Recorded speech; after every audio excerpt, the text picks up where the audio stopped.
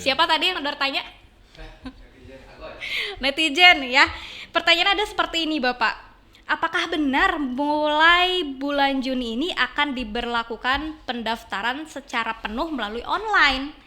Nih memang sudah disosialisasikan ke masyarakat? Udah uji coba sih dari bulan Februari ya.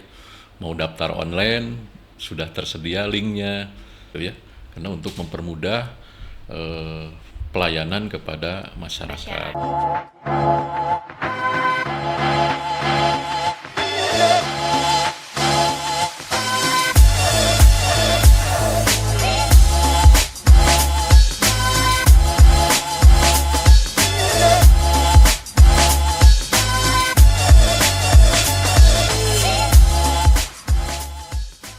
Assalamualaikum warahmatullahi wabarakatuh. Sampurasun teman-teman. Alhamdulillah ini seneng banget akhirnya kembali berjumpa di Sub Podcast. Kali ini bersama saya Dinda Rizkiana yang tentunya tidak sendirian. Saat ini saya akan membawakan tema yang cukup menarik dan juga luar biasa karena ini banyak dipertanyakan oleh masyarakat, mungkin banyak juga masyarakat yang belum tahu mengenai hal ini. Jadi teman-teman jangan kemana-mana, tetap saksikan di Sub Podcast selama beberapa menit ke depan. Dan saya akan perkenalkan terlebih dahulu narasumber kita pada edisi kali ini yang sangat luar biasa. Sampurasun Bapak. Sampurasun Mbak Dinda. Ya, boleh Bapak diperkenalkan terlebih dahulu barangkali ke rekan-rekan. Bapak dengan siapa namanya dan sebagai apa? Ya, baik Mbak Dinda, terima kasih ya atas kesempatannya. Pertama saya mengenalkan diri ya. Nama saya Dede Agus Sumantri ya, kebetulan menjabat sebagai Kepala Seksi Pengujian Kendaraan Bermotor di Dinas Perhubungan Kota Bandung. Ya. Baik. Nah ini juga bertepatan dengan tema kali ini Pak Dede. Jadi memang beberapa waktu yang lalu seperti yang Pak Dede juga ketahui dan juga kita ketahui bersama, saat ini kan sedang marak-maraknya libur sekolah ataupun juga kegiatan karya wisata ya yang diselenggarakan oleh sekolah-sekolah ataupun juga instansi-instansi lain yang banyak masuk ke Kota Bandung ataupun kota-kota lain seperti itu menggunakan kendaraan bus. Nah, beberapa waktu lalu ini memang ada berita duka juga yang terjadi di Subang. Itu setelah dilakukan uji ataupun sudah dilakukan pemeriksaan, ternyata ini penyebab kecelakaannya adalah salah satunya karena ketidaklayakan kendaraan. Bagaimana pendapat Bapak mengenai hal tersebut, Pak? Ya, baik Mbak Dinda ya, kita juga turut prihatin ya atas terjadinya kecelakaan bis ya. Betul. Pertama yaitu mungkin sebagai pembelajaran ya bagi kita juga bahwa keselamatan itu merupakan tanggung jawab bersama. Betul. Dalam rangka penyelenggaraan lalu lintas berkeselamatan itu tanggung jawab kita bersama termasuk Betul. Dinas Perhubungan, masyarakat, juga dari sisi yang mempunyai kendaraan gitu, PO juga gitu ya. Di samping kita juga memeriksa kendaraan bis ya, terutama bis ya, kita saling mengisi juga karena kita dalam hal pelaksanaan pemeriksaan itu kita standar minimal di saat kita diuji, tapi ada kewajiban untuk menerapkan standar manajemen kesehatan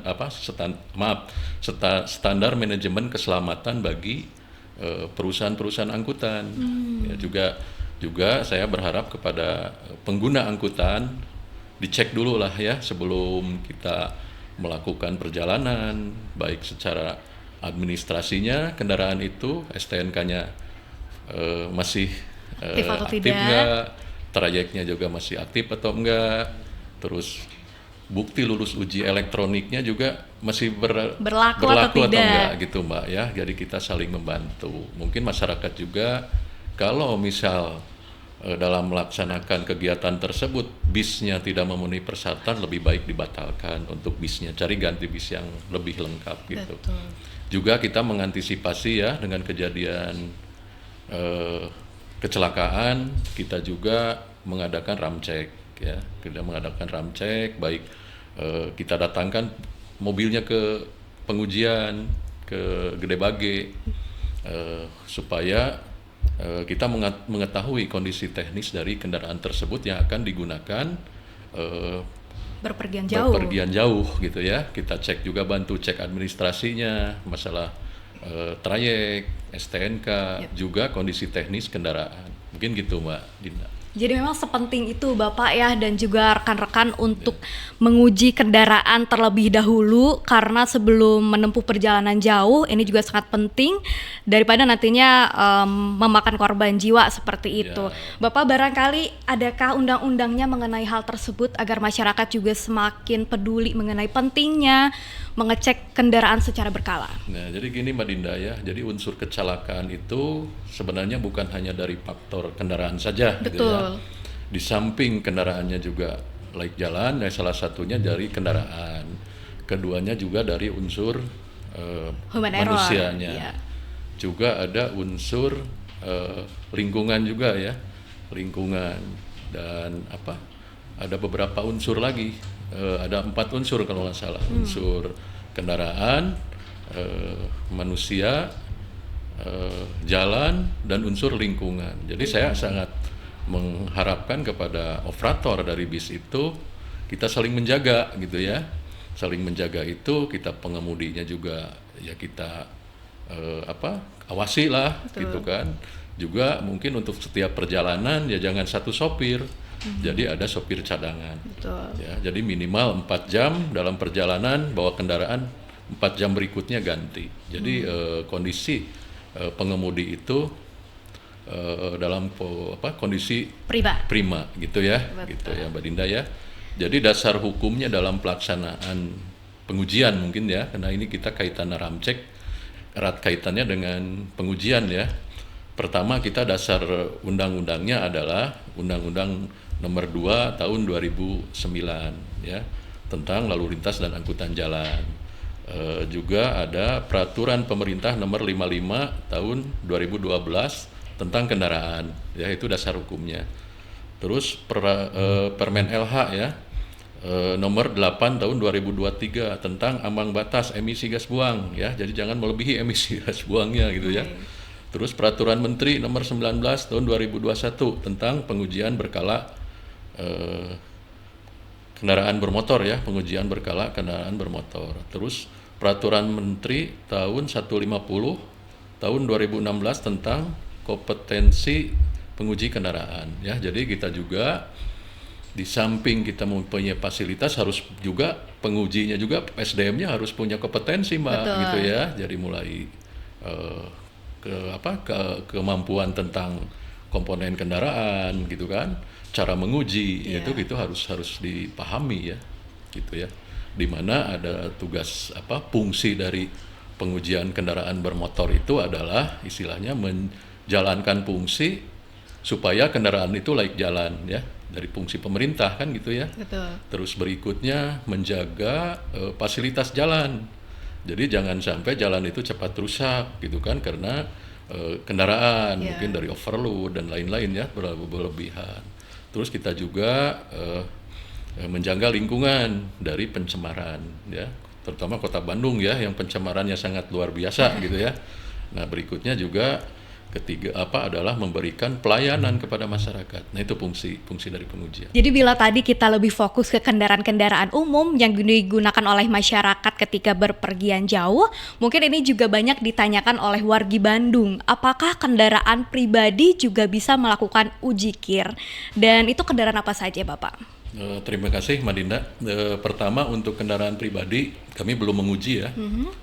Tapi kalau untuk pemeliharaan mungkin ada bengkel-bengkel tertunjuk ya. Yep. Bengkel tertunjuk baik APM maupun bengkel umum, di mana kita sesuai merek ya. Kalau misal Honda mau ke Honda itu silahkan.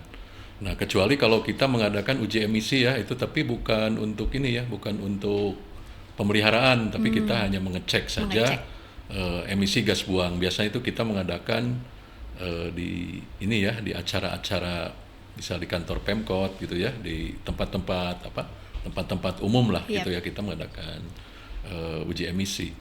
Nah, untuk yang diuji kita sesuai dengan PM ya, Peraturan Menteri Perhubungan Nomor 19 tahun 2021 pasal 3 yang diuji adalah pertama adalah mobil penumpang umum ya, kayak mobil taksi gitu kan, angkutan kota itu wajib uji. Walaupun kita mau itu mobil kecil tapi karena itu kan disewakan untuk umum. Betul. Nah itu mobil bus ya, itu pasti ya mobil bus karena membawa banyak penumpang. Nah itu yang sangat riskan lah ya. Yaitu yang banyak memerlukan perhatian baik di pengujiannya maupun di perusahaannya. Termasuk tadi saya bilang bahwa walaupun diuji ya itu tetap harus ada pemeliharaan. Ya standar manajemen keselamatannya ya dari perusahaan yang harus diterapkan. Ya di cara pemeliharaan dari pemeliharaan dari kendaraan tersebut. Berikutnya adalah mobil barang ya. Mobil barang itu bisa pickup, bisa truk ya. Nah, itu wajib uji. Berikutnya adalah kereta gandengan atau kereta tempelan. Kereta tempelan itu kayak mobil ini ya, kayak bawa mobil peti kemas. Nah, itu yang kereta truk tempelan. Gandeng mungkin truk Pak ya. Gitu ya, truk gandeng. Itu mungkin gitu Mbak Dina. Baik, nah jadi yang diuji ini apa saja sih Pak dari kendaraan-kendaraan yang tadi sudah Bapak sampaikan, komponen-komponennya? Komponen-komponennya adalah standar pemenuhan persyaratan teknis naik jalan, Mbak. Jadi pertama kita kalau di pengujian ya, kita pertama adalah di prauji. Di prauji itu kita melihat secara real ya, secara kasat mata, secara real, tapi dibantu alat gitu ya. Oh gitu. Pertama kita lihat kondisi dari depan gitu kan, kita searah jarum jam tuh pemeriksaannya. Kita lihat dari kondisi penerangan dari kendaraan tersebut berfungsi atau enggak. Lampunya berarti Pak ya. Terus kita ada kondisi kaca, wiper gitu kan, terus lampu posisi ya, lampu arah, penunjuk arah gitu, lampu sen lah kalau ini mah ya.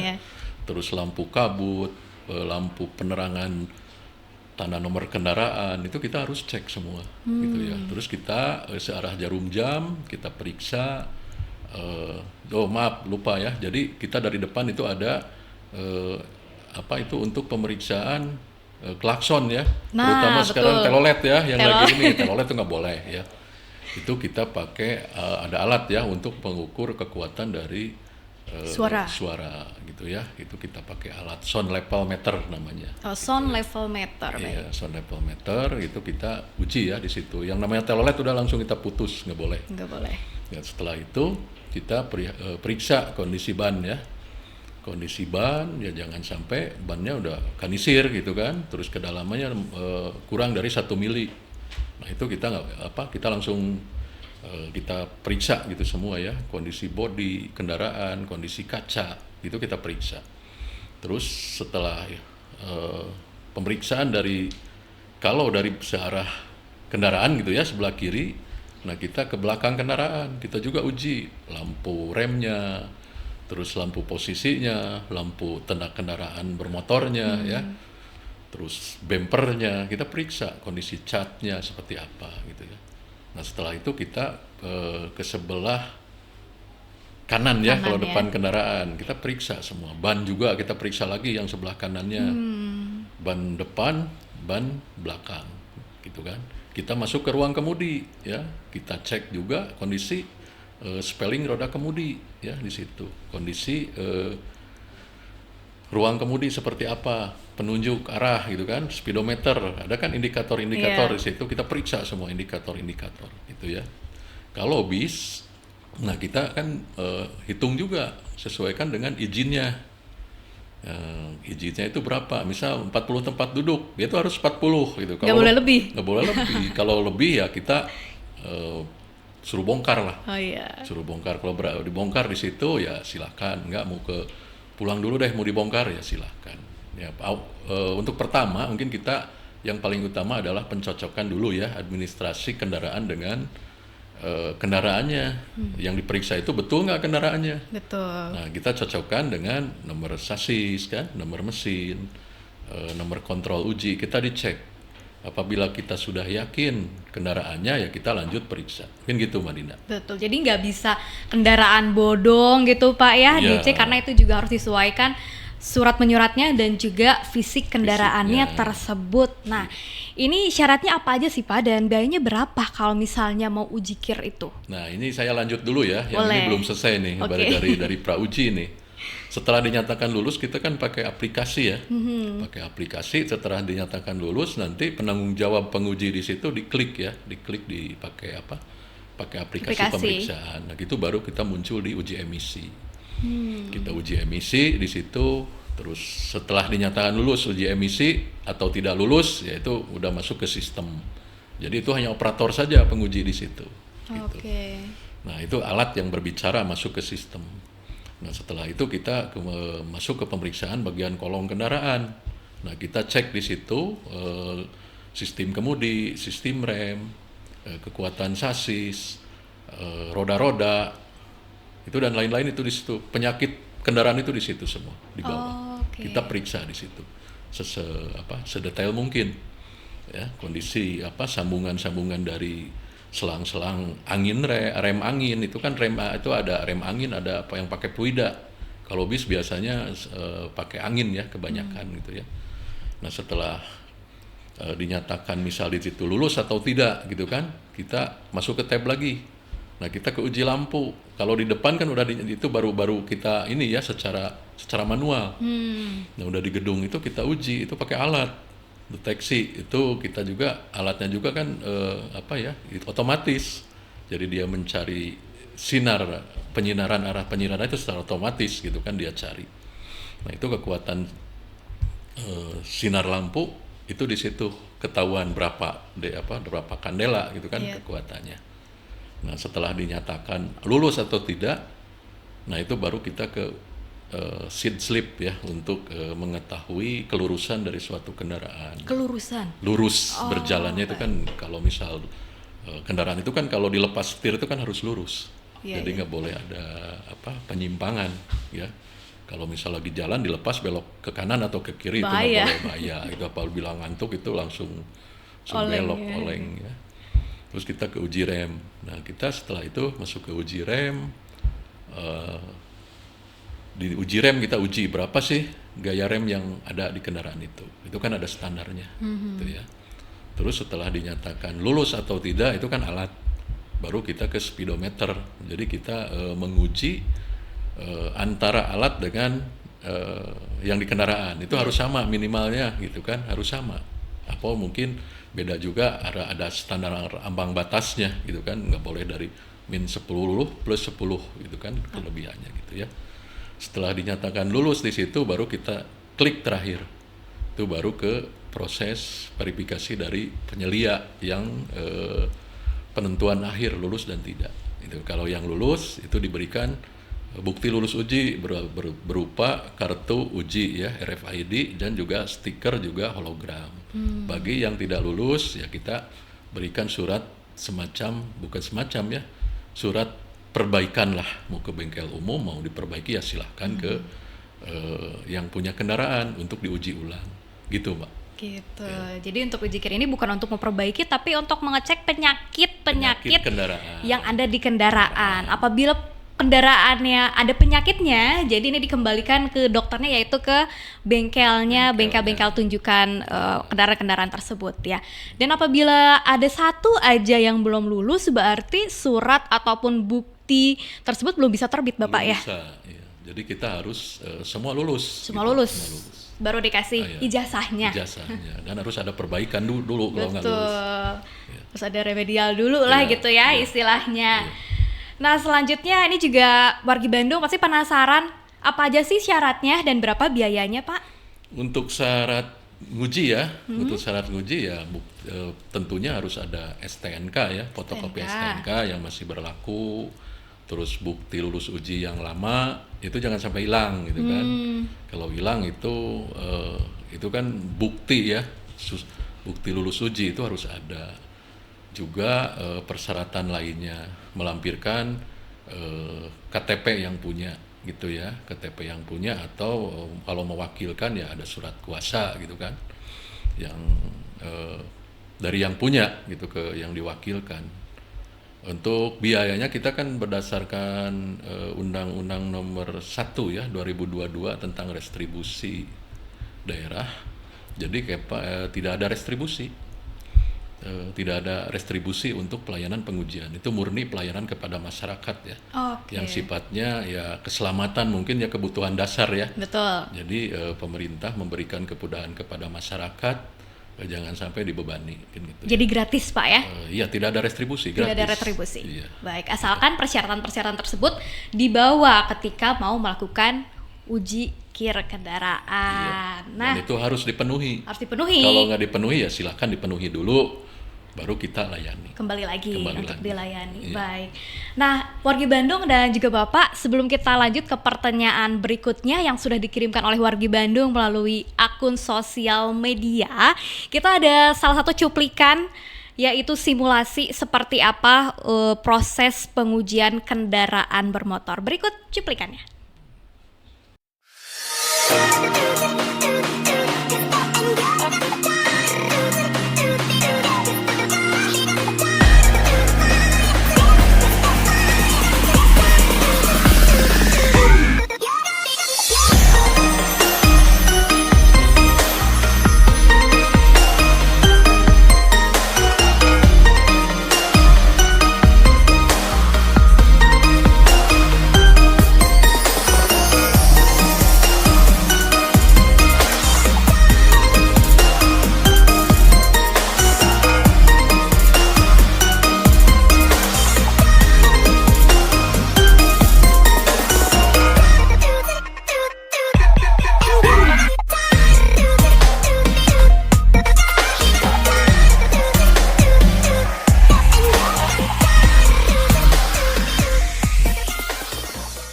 Masih dengan Bapak Dede ini ya. Terima kasih.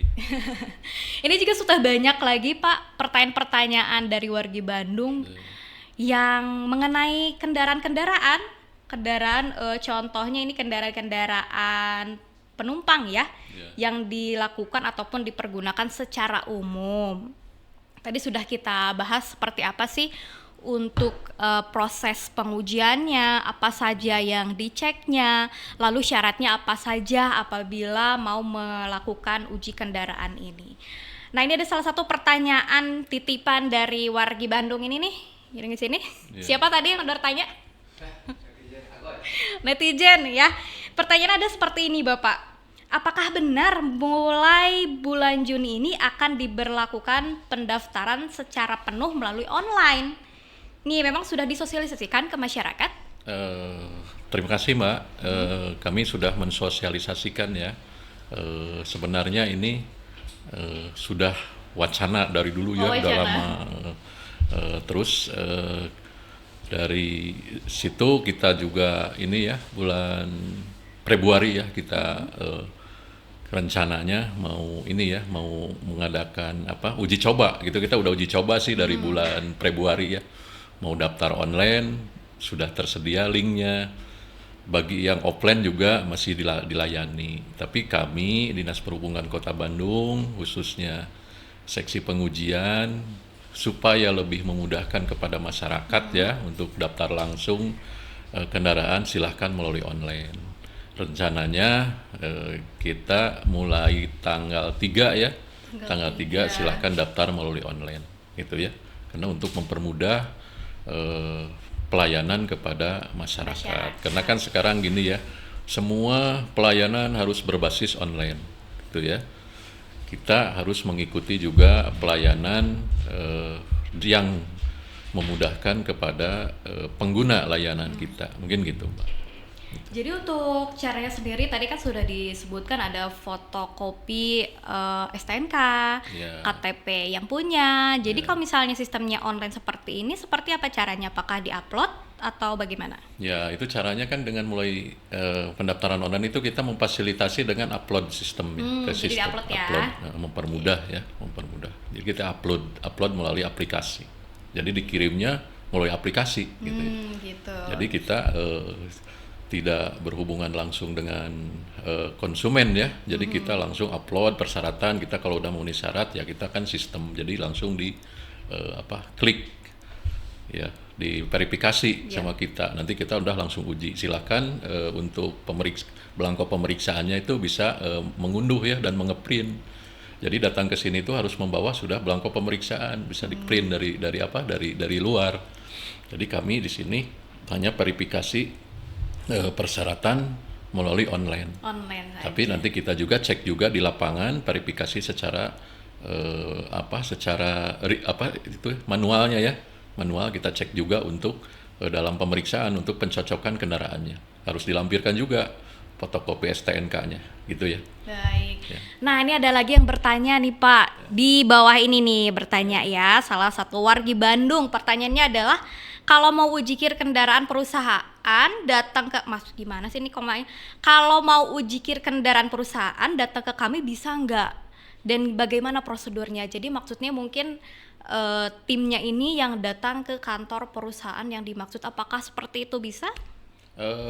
Kami di sini mengadakan pengujian di Dinas Perhubungan Kota Bandung di gedung uji ya. Jadi karena untuk pelaksanaan pengujian kita menggunakan alat, jadi kita uji secara maksimal. Tapi kalau untuk yang didatangkan kami tidak maksimal dalam pemeriksaan. Oh gitu. Ya, karena lebih baik datang saja ke gedung uji biar kita diperiksa lebih lebih komprehensif. Jadi tidak kekurangan kita lebih real di situ karena menggunakan alat, mungkin gitu.